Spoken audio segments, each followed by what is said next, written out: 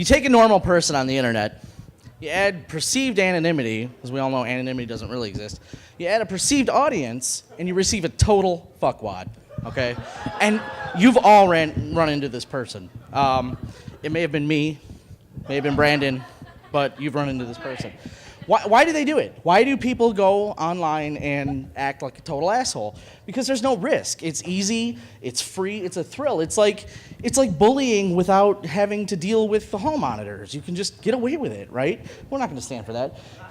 Rule number one, don't feed the troll. Really, that's the number one rule. You don't, especially after midnight, you don't want to feed these people by giving them what they want. What they want is attention. They want to get away with it, and they want to have their say, but you don't need to do that. Let's go through a simple troll exercise. I love my new camera. It's great. Kwame says, damn, I have one too, and I love it. It's a great camera. Then you get some idiot who says, Nikon rules, you guys are fags. That doesn't even mean anything. It's like, what? This has nothing to do with the conversation. That's easy. You just ignore them, you delete them, and you ban them. It's just nothing, there's no reason to engage this person. The key point here is that if you have an online community, you got to have the tools to do this. You got to make sure you can get away. You can delete them.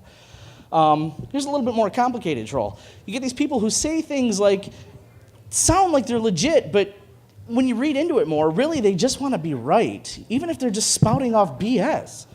It's a little bit more complicated to deal with those kind of trolls. What you have to do is, ask them, hey, could you be more polite? Could you not come on my site and, call people morons and idiots?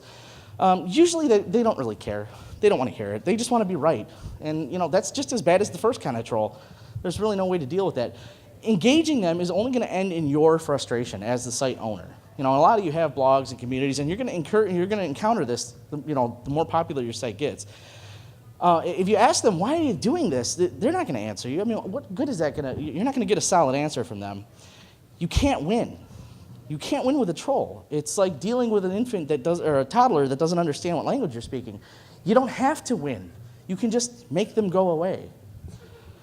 Why argue? And this is what I see the most, is people, site owners especially, arguing with trolls. Are you trying to be righter than them?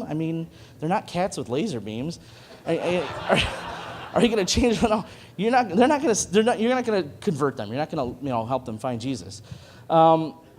Your website is not a democracy. If you're running a blog, it's not by committee. It's by you. You put your time into it, your money. That's your thing. You don't need to deal with those kind of things. So, ignore them. They'll just wander away, because if you don't feed them and you don't give them what they're looking for, they're just going to go away and find an easier place to get a reaction out of people, like Ignite Detroit. You don't have to justify your choices. You don't need to sit there and explain to trolls or the rest of your members, well, I banned this person because they were calling me a moron, and I don't think that's very cool. What good is that going to do? Nobody needs to know that. Your website is an online reflection of your personality.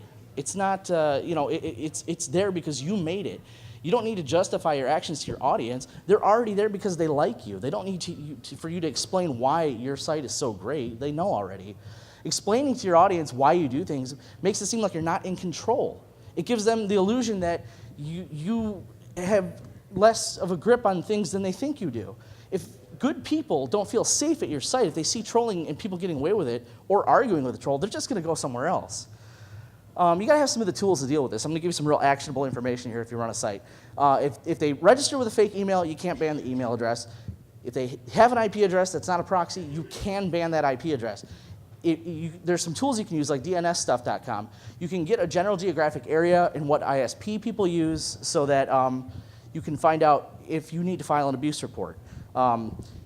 Obviously, I don't have time to explain how to do all these things and what these terms mean, but it's your responsibility as a site owner to find out what those things are.